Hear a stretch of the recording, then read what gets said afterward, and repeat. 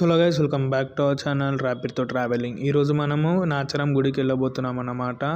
మనమైతే present Tank Bund నుంచి start అయిపోయినాం. ప్రజెంట్ మనం ట్యాంక్ బండ్లో ఉన్నాం. ఒకసారి ట్యాంక్ బండ్ లుక్ వేసేసుకోండి.